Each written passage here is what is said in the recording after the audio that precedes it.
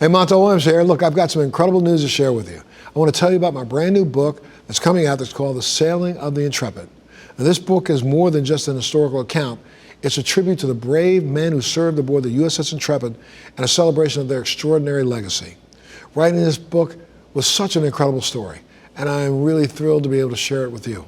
So don't wait to grab your little piece of history. The book is available right now to order. You can go to montelmedia.com, and you can even get a limited autograph signed copy. Now, thank you so much for your support. I can't wait for you to read this incredible story of the sailing of the Intrepid. I'll see you on the pages.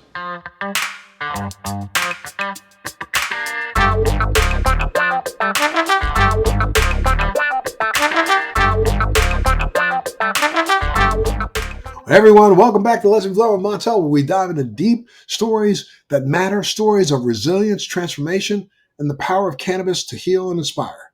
Today, we have an incredible guest joining us, someone whose journey will leave you in awe.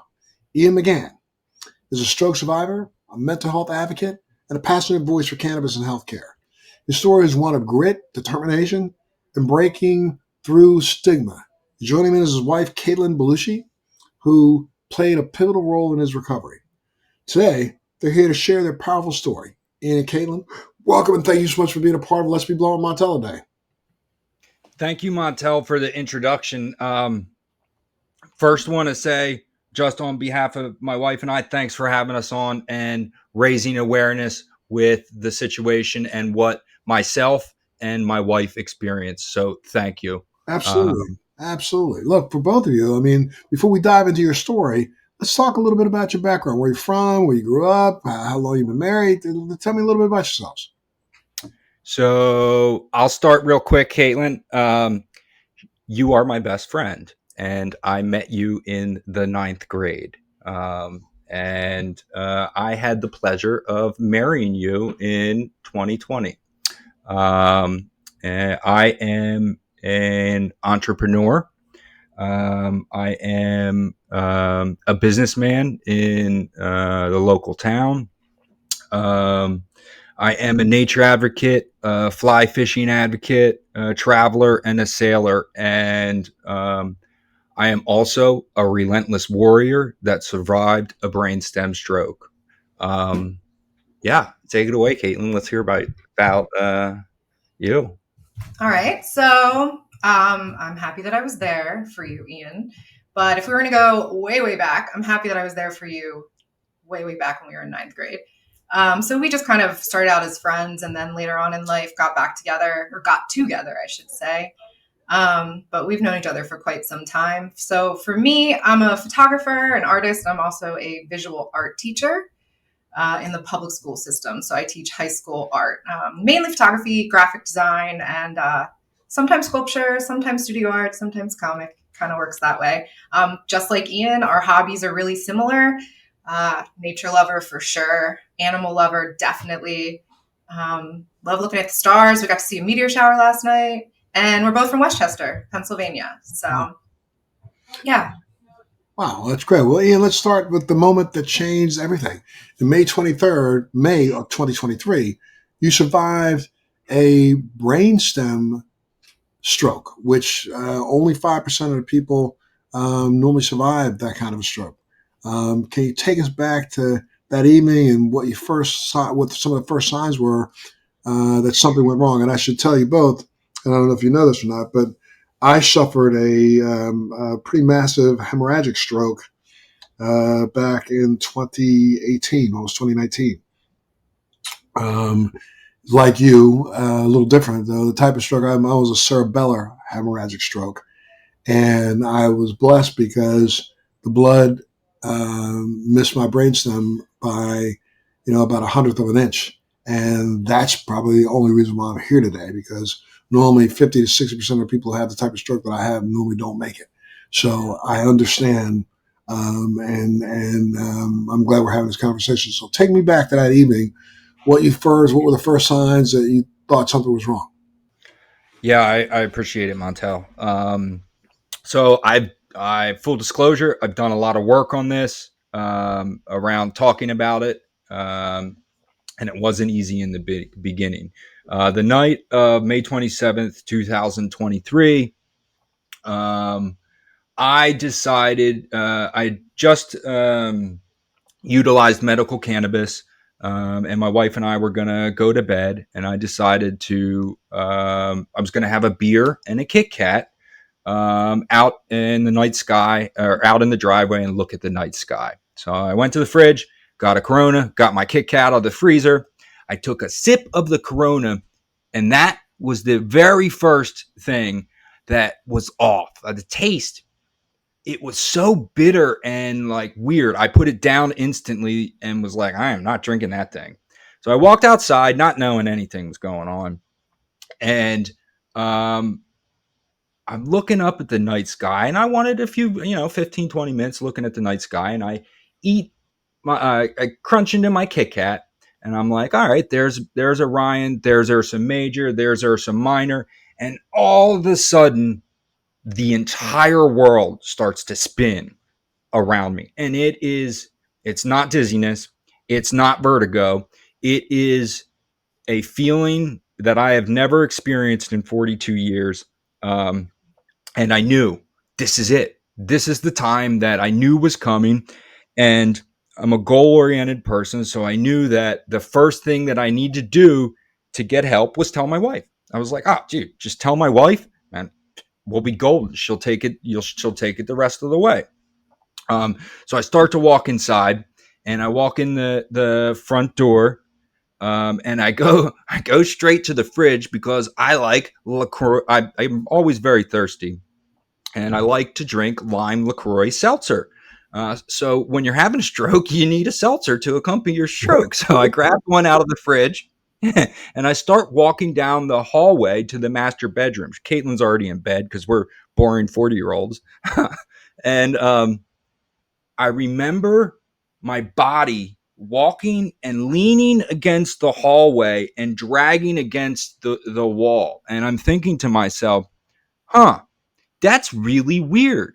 My internal gyroscope is telling me I'm completely upright.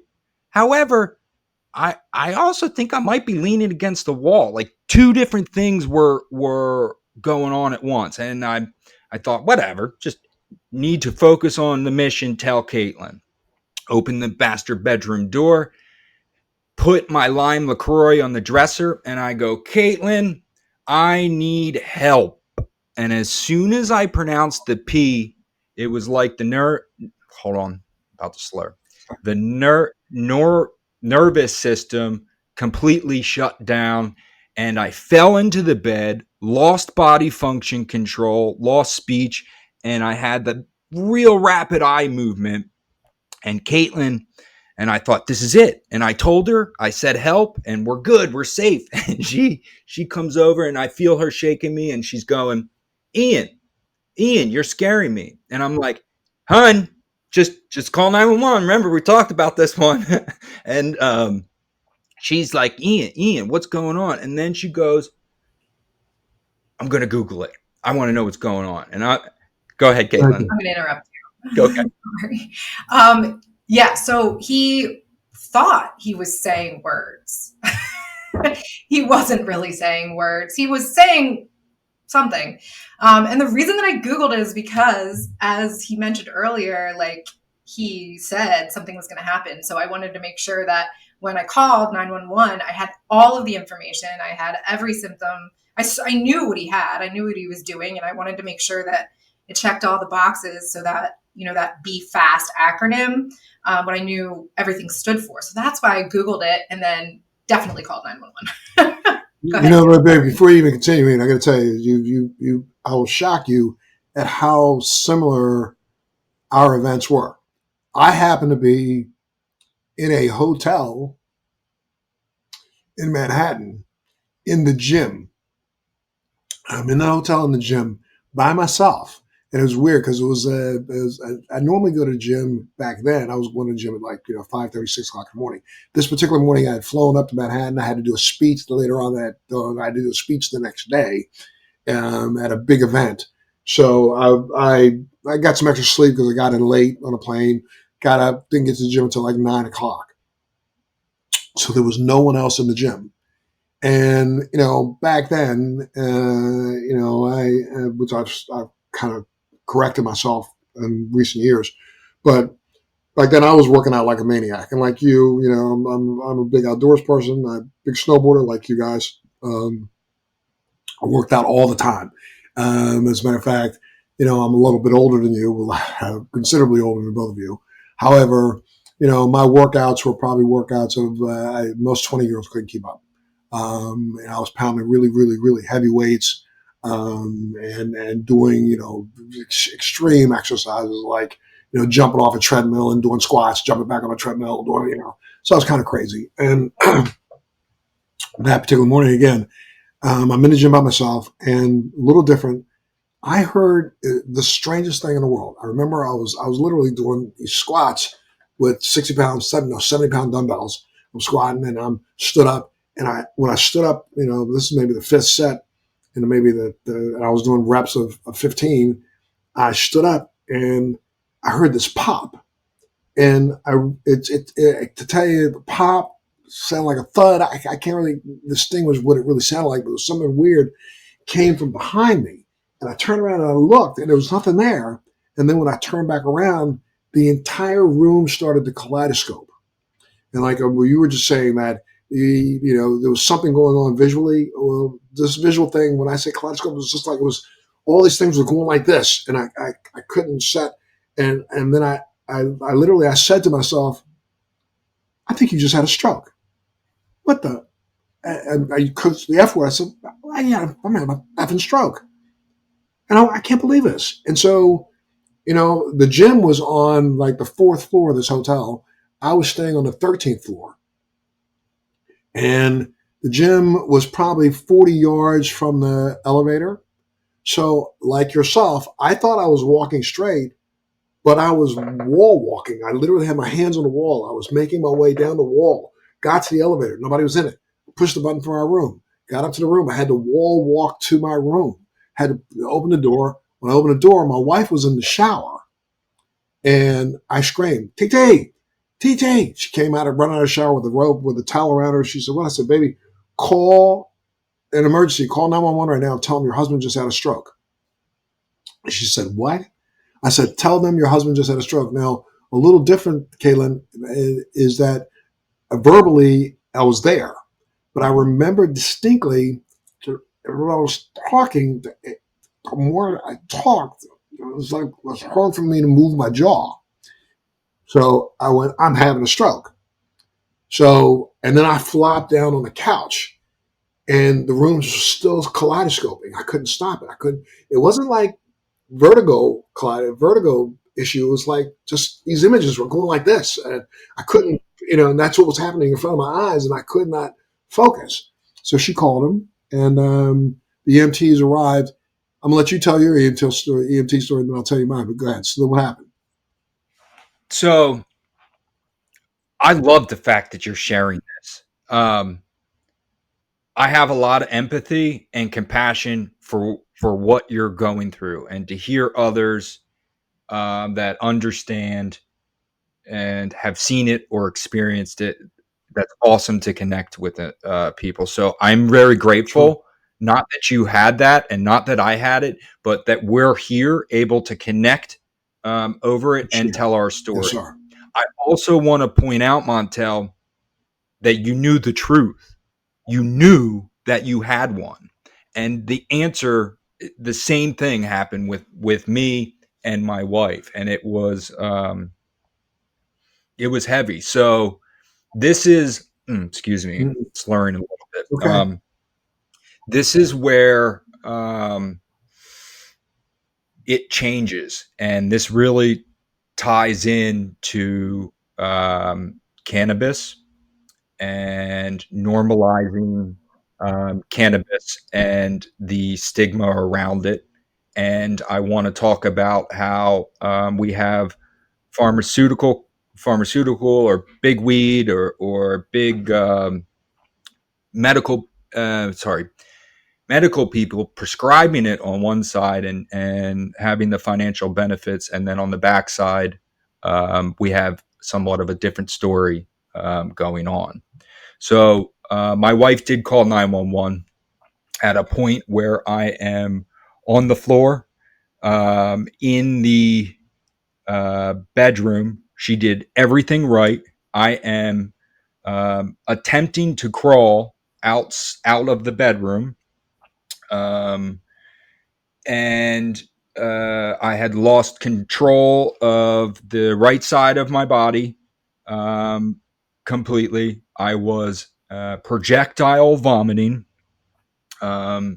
I was in, I apologize to your listeners if this is a little graphic. This is the truth of my situation. I was uncontrollably defecating and urinating. And she was attempting to call 911. She did everything right. Hold on one second.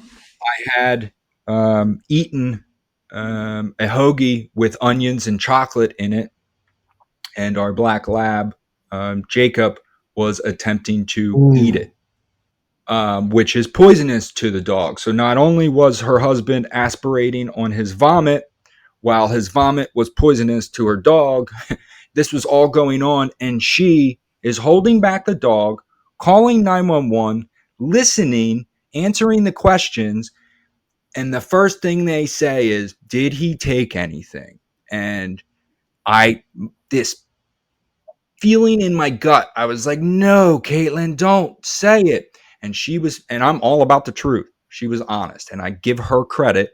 She said he used medical cannabis and took a Klonopin for anxiety, and boom, the narrative shifted. As soon as she said cannabis, it was a complete dismissal. And I'll let you say, Caitlin, how it went.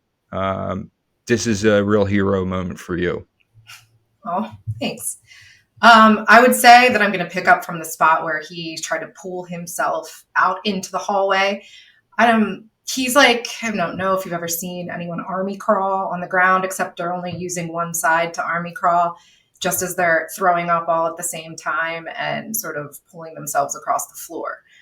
So when, this all started happening, our dog is older. He, I guess at the time was like 13. He's now 15. Yay. But anyway, besides the point, he, started waking up, was wondering what's going on. Ian's, like he said, projectile vomiting. The thing about it was he was able to sort of army crawl with his left side directly into the doorway.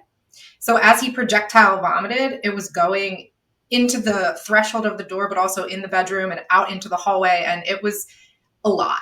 And I was trying to keep him in one spot, and I kind of just like straddled him as I was calling 911 to keep him on, I didn't know what was going to go on. So he had to be kept on his side. And then with my other hand, I was kind of like holding back the dog and moving some laundry baskets, trying to make sure that he was back as best as he could be. Anyway, so as Ian said, when I called and they said, "Hey, 911, whatever," I said, "My husband's having a stroke." And they said, "Okay, did he take anything?" And I said in my head, "Sure." Tell the truth. There's always been a stigma. And sometimes that teenager or younger child in ourself is like, "Oh, I remember what happened when I was 14 and they asked me these questions."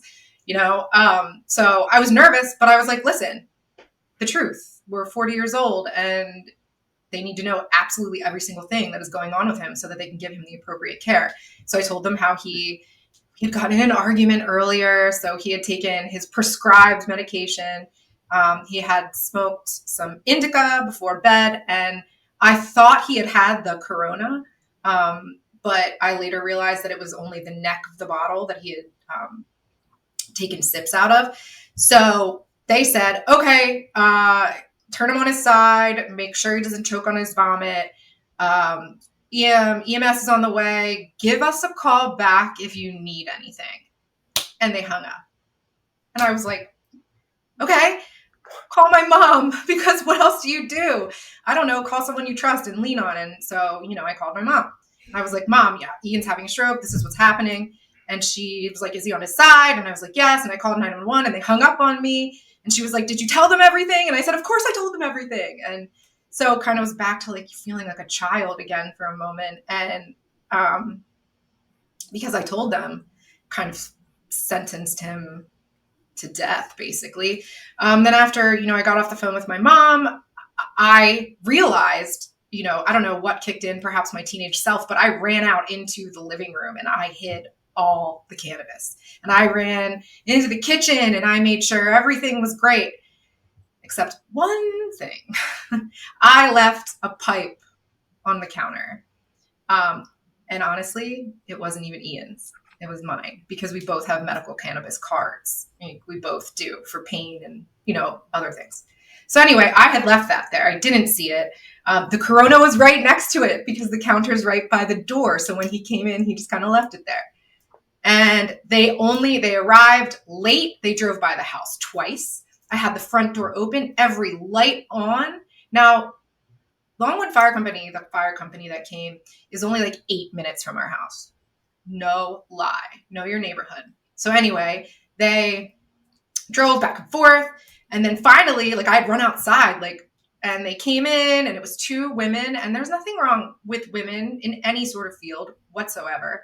The only thing is that, if someone called and said there was a larger man, you want to send people that you feel can lift this person. Having a stroke, called having a stroke. Right. And I said that immediately. It was the first thing that I said to them. So they came in and smelled the cannabis, and they were like, all right, so what do we have here? And I was like, he's in the back, and a narrow hallway. And we walked down into the bedroom, and he's on the floor. And they're like, all right, well, help me. Can you help us sit him up? And they wanted me to help them sit him up. So I had to help them put him, there's a chest at the end of our bed where he could kind of sit there. And they were like, all right, hold on to him for a minute. And I was like, he's having I just kept repeating the same thing. My husband is having a stroke. He is not a drug addict. He is not on drugs. It is not the cannabis. Well, sometimes that combination of Corona and cannabis and, the prescribed Klonopin, that can really do this. I was like, he's been taking this medication in very small, the smallest dose you can give for years. He didn't even, it's a Corona. We're not anyway, sorry. Now I'm getting all heated up. So they kept saying that and repeating it. And I kept saying, no, that's not what it is. So they're like, well, can you just hold him here while we go get the gurneys? And they tried to get the gurney and tried to get it all the way in the back of there. They were doing a really bad job maneuvering it. Granted, or if you think about it at this time, Ian had a stroke at 10:18. I called 911. And they took a very long time to get there. So they finally got here. Then they were dilly-dallying around. And then they finally were able to get the chair and I had to help them get him up. And then they had to call another team in. And so they called this other team in of men that were able to help lift him.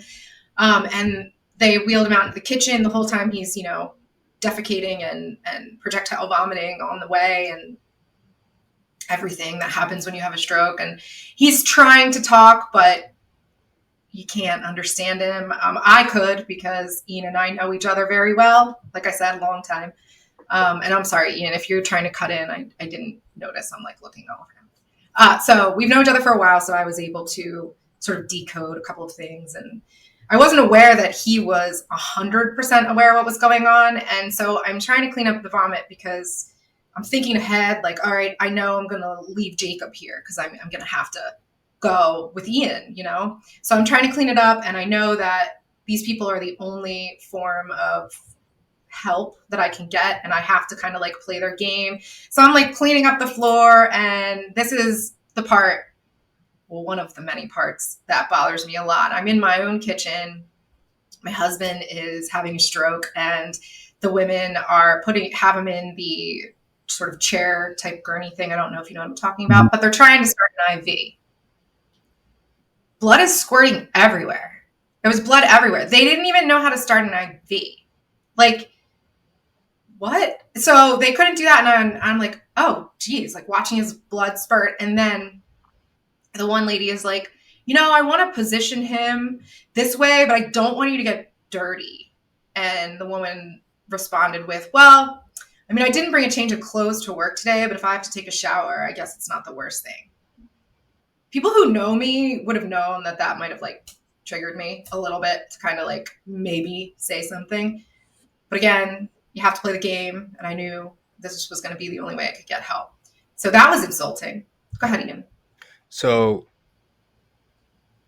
oh man, this is layered, and this is I did work around this, so this is a lot to talk about. Thank you for prepping that and sharing your perspective. I think you touched on this briefly. However, Montel, um, the the part of my brain that was majorly affected, and we'll go into this. I had a right vertebral artery dissection. So the right artery in my neck had burst, and as it was trying to close, it formed a clot. And on the inside of that pipe, that artery, the clot released and it moved up the artery to the base of the brainstem. And just where all like plumbing in a house, the main plumbing comes in and then the pipes spread out and they go all over the house. That clot lodged at the intersection in the Pons region, and it was 100% blockage, and it affected everything downstream. One of the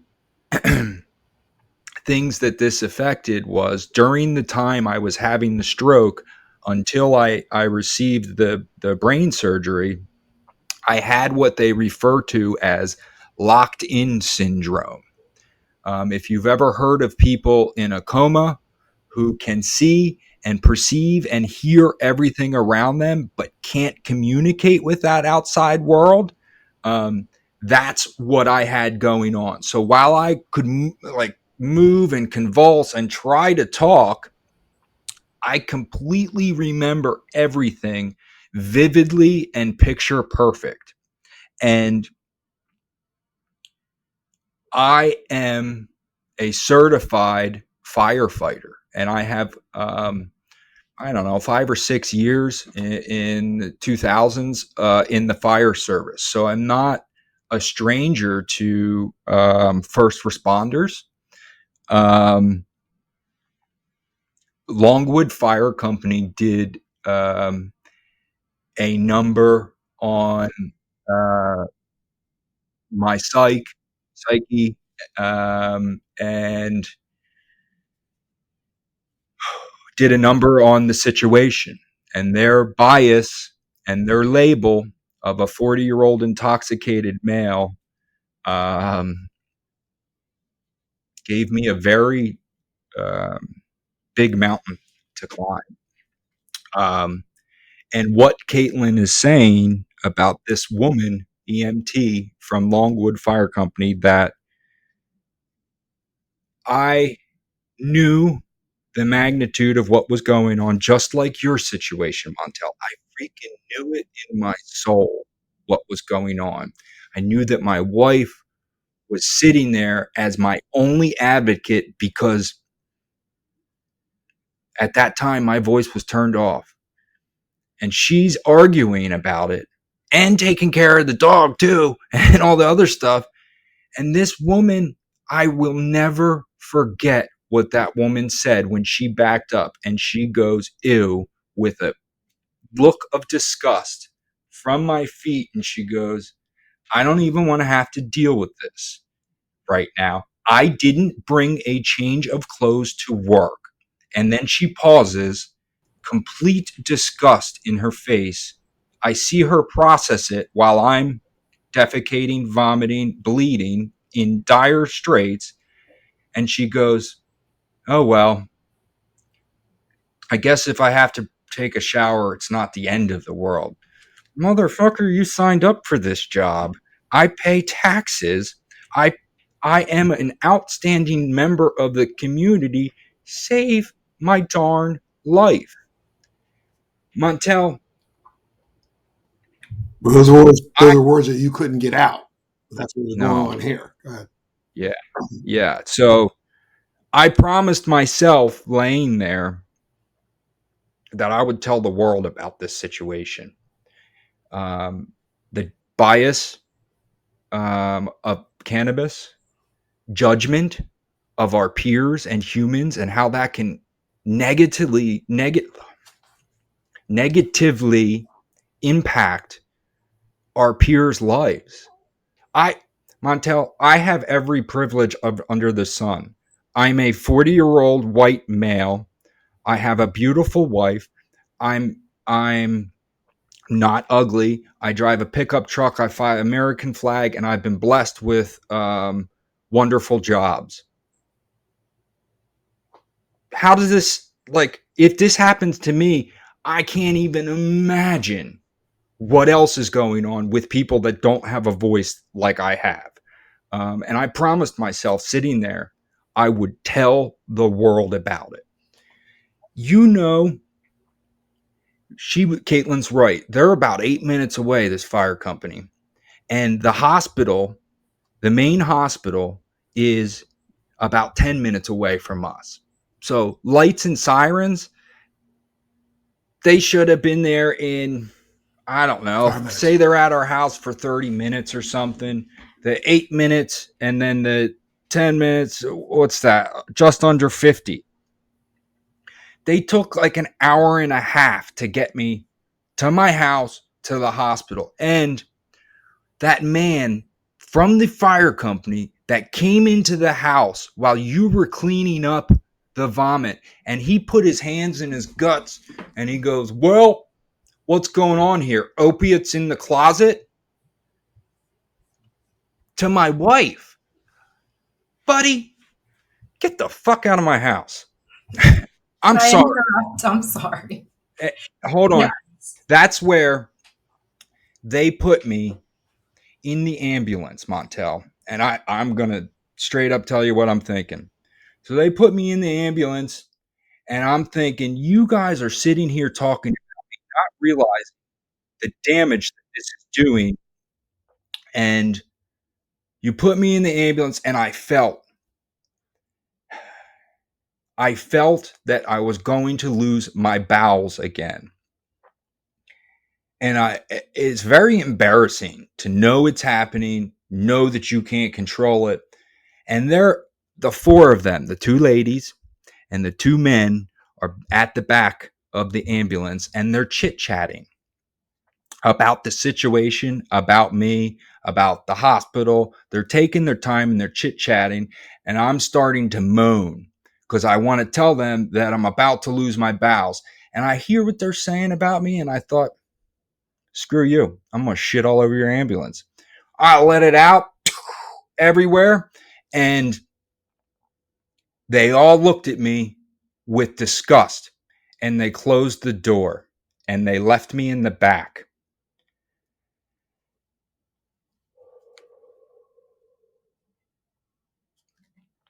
And they continued to drive to the hospital without accompanying me in the back while I'm having a very, very serious brainstem stroke, which is completely illegal. They didn't do the straps on the gurney tight enough because I believe that they didn't want to get dirty. So while they were driving to the hospital, they went around a turn, and I don't know for sure, but how it felt is it felt like they took the turn too sharp. I think I know which one it was. And they went up on two wheels. The ambulance actually got a little airborne on one side. They were going around a left-hand turn because it went to the right.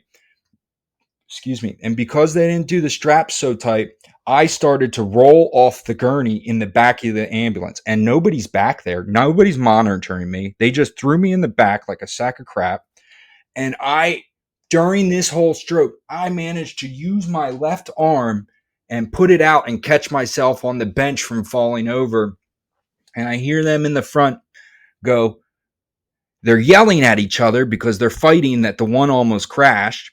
And the girl in the passenger seat goes, "You all right back there?" over her shoulder. "You all right back there, buddy?" And my inner voice and everything is crystal clear. I'm sitting there going, fuck you both. You know, like I am like, I know what's going on here, and you are treating me inhumanely. They get to the hospital, the doors fly open like ER out of the 90s, if you remember that show. And then that's when the death sentence came. They rolled in and said, "What do we have here?" Longwood Fire Company hands me off to Chester County Hospital and says, 40-year-old intoxicated male. And they stick me in the hallway, naked, covered in feces, without my wife, because they didn't tell her that they left my house. Would you like to add anything, Caitlin? Yeah, good segue. Yeah, that's what I was going to say is when they finally got him out, put him into the ambulance, I thought they were running some like CT tests, whatever they could. What do they have, like a heart monitor thing that they can run that they told me they were going to do? And so I was inside again cleaning up so the dog wouldn't get sick. And a larger man from the fire company came in and he said, "All right, what do we have here? Your husband doing drugs in the closet?" And in my head, I'm like, what? We don't have a walk-in closet. Like, why would he be hiding in the closet? Like, I don't, what? And so that like question was just ridiculous to me. And so I was like, okay, we're not listening. What is happening here is my husband is having a stroke. We are not drug addicts. I'm not sure how many times I need to mention this to you, as well as show you on his very organized OneDrive every symptom he's ever had from, his like the Behçet's he has. That's like kind of something on the side there, why he has his card, why he has his medical card. And I had told them all of this earlier as well. And so I just kept repeating the same thing. And they just kept asking about what Corona, how much Corona, or, what did he take and how much did he smoke? And yeah, this happens when you mix those combinations. And I'm like, this is literally like no one is listening. It's so dismissive. And I've never felt that. Well, I felt more dismissed later at the hospital, I would say. So yeah, they didn't tell me. I was like, all right, so are we ready to go? And they said, oh yeah, they left like a couple minutes ago, maybe 5. And I'm like, are you kidding me? So if they had told me they were leaving in the ambulance, none of that stuff would have happened. I would have been there for him on the way, but they never told me. So I had to go separately later. I mean, it sounds like you had to fight every single step of the way to get the kind of care that Ian deserved, both of you. I mean, what happened once you got, they left you in the hallway because they had the wrong diagnosis.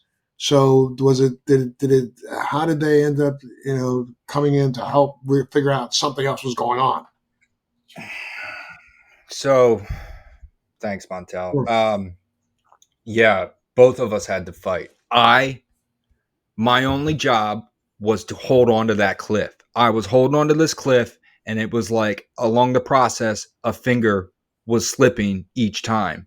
My job was to stay alive, and Caitlin was to advocate. Unfortunately, what Longwood Fire Company set us up for at Chester County Hospital was complete hell. So just a little background.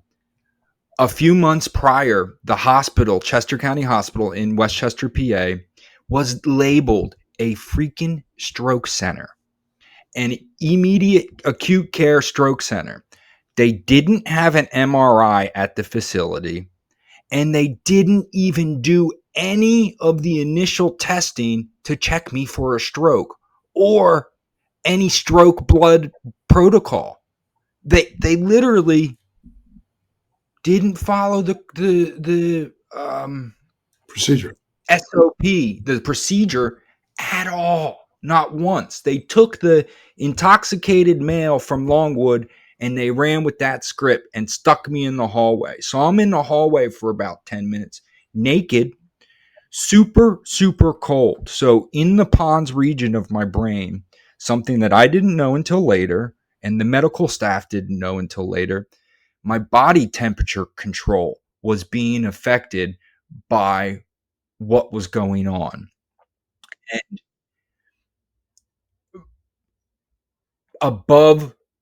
below 65, it is painfully cold. The amount of pain that I was in that hallway was it was ridiculous. So anyway, they moved me into the room. They moved me into a room that had a glass wall in front of it. I'm in there alone, and I'm kind of trying to squirm. I'm squirming in bed, and I'm continuing to lose bodily fluids. And I'm thinking, this is a very bad situation without my wife here, because nobody's speaking for me or advocating for me, and I can't do it for myself. And I know that time is of the essence. Something like 1 million brain cells a minute are in jeopardy when you're having a stroke.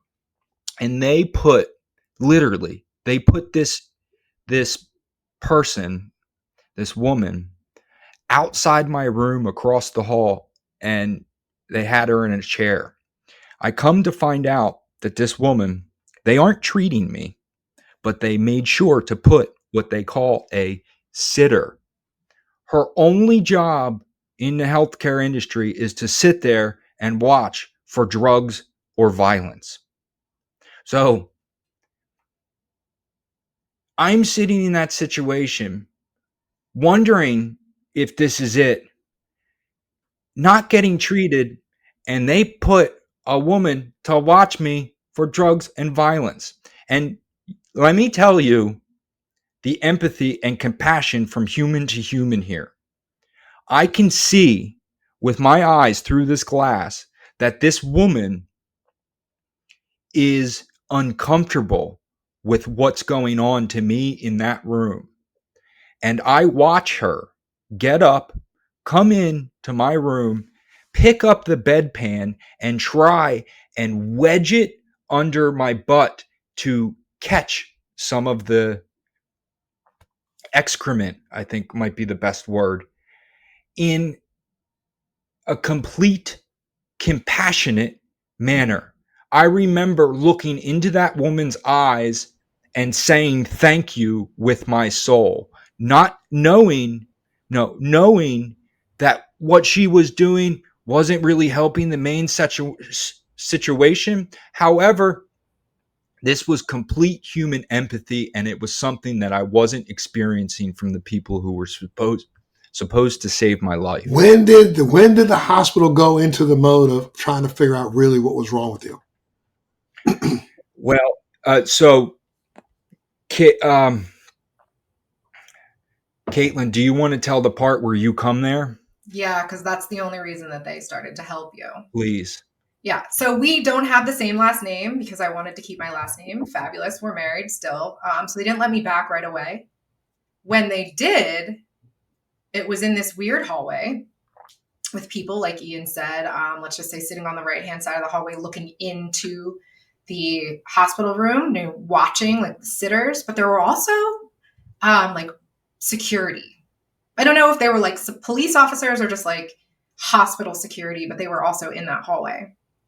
And when I came around the corner and I saw Ian, the first thing I saw were his genitals because the gown was up. He was completely exposed. He was shaking, like shaking, convulsing, shaking. And I'm like wondering, where's the staff other than the security and the woman that's watching him? So finally, I get a nurse in there and I'm like, he's absolutely freezing. He's freezing. Can we get him some blankets? So I guess she brings in the blankets and we put on the blankets. Then the doctor comes in, asks him about the corona, asks me about the corona, and they just kept harping on those things. And Ian's saying basically, like, I'm having a stroke, and I'm saying my husband's having a stroke. We're not getting anywhere. It's about 1 a.m. Okay. I call Ian's sister, Natalie, Dr. Natalie McGann.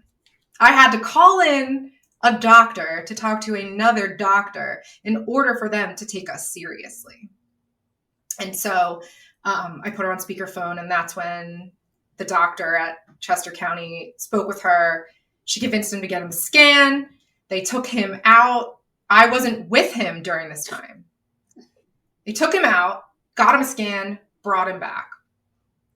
They bring him back in, and nobody's in there with us. It's just us. And I did start a video in there. We're not supposed to, but it was just he and I in the room at the time. And because he has Behçet's, which is, you know, a completely different thing, but he documents a lot of the medical things that happen. You know, what are the causes, like, of, you know, whatever's going on. So it was just more of medical documentation. Just happened to be that the medical team wasn't really doing what they were supposed to be doing. So I am, you know, fixing his blankets, asking him if he needs anything. The doctor comes in, tells him to follow his finger, and Ian mumbles something, and the doctor's like, what? And I'm like, he's saying it's not going to work. It's not follow my finger. It's not going to work. We've already tried that. That's like what he's trying to tell you. It's like 1 a.m. now. We've been here for quite some time. So I noticed he had blood all over where they had tried to give him that IV. And I wanted to get him cleaned up, and I noticed he smelled, and I pushed the call button, and the nurse came in, and I was like, I'm trying to clean him up. You know, he's got blood all over here. He's got food in his nose, like pieces of food, like full on, like, I'm sorry, it's kind of gross, but like a carrot in soup. Like, it was that big in his nose, those pieces, blood on his arm. And so she's like, oh, you can use these rags and this like spray. So I'm like, all right. And I'm keeping like very cool. Like, I'm doing my best to try to play the game. I'm not being mean or anything at all, really. So I sprayed, and I'm cleaning him up, and he's not smelling any cleaner. And I'm like, man, he's like very rank. And I lift up the blanket.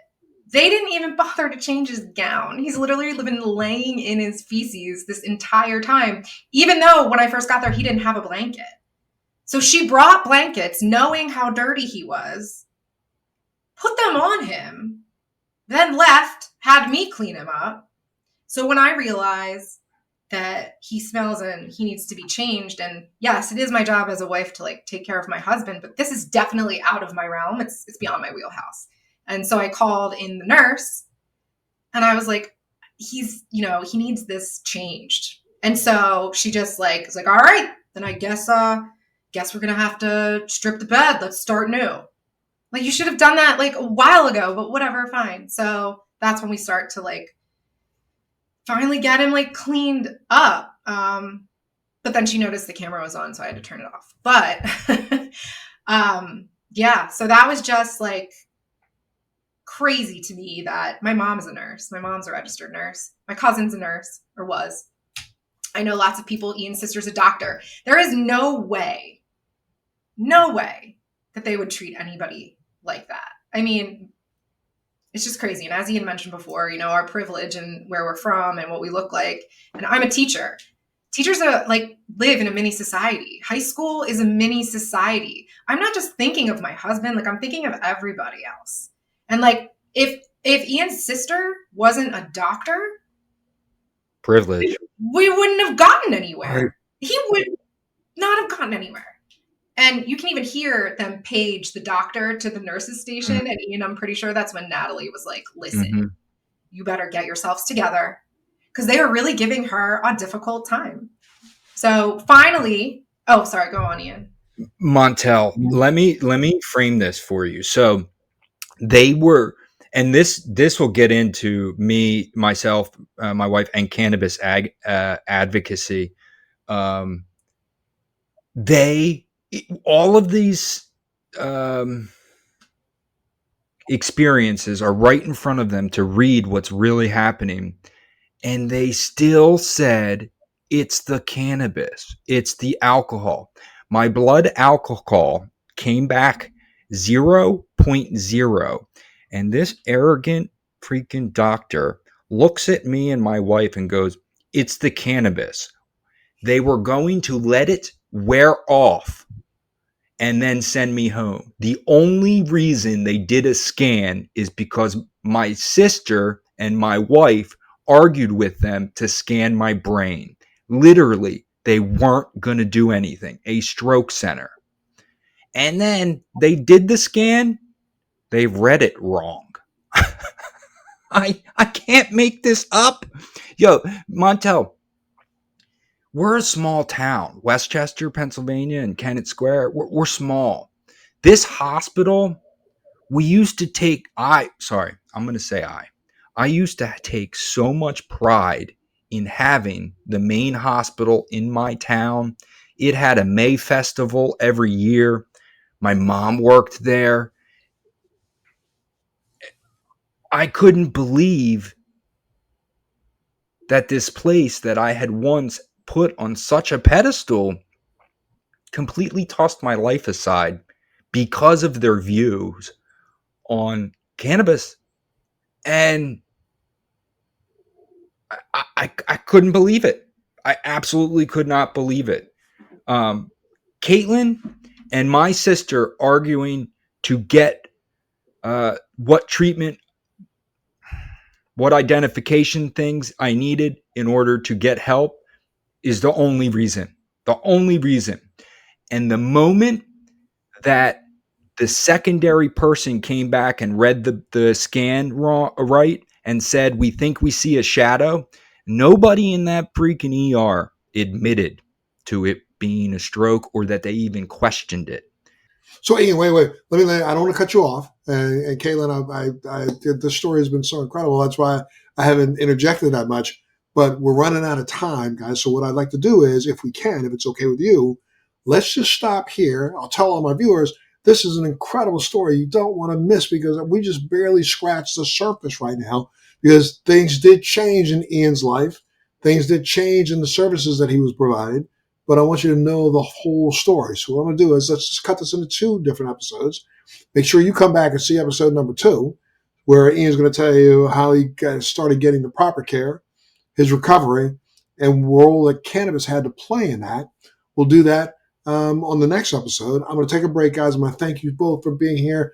You know, Caitlin, I'm going to tell you, just like I've said to my wife, I mean, you know, most people don't understand the troopers that wives can be, but if I were to tell you my wife's story, it would sound almost identical. She was my advocate. I was in the hospital for 30 days. I was literally, I wasn't in a coma, but I was not lucid for 5 days. I mean, all I can remember is waking up to her saying, I love you, and passing back out to her saying, I love you.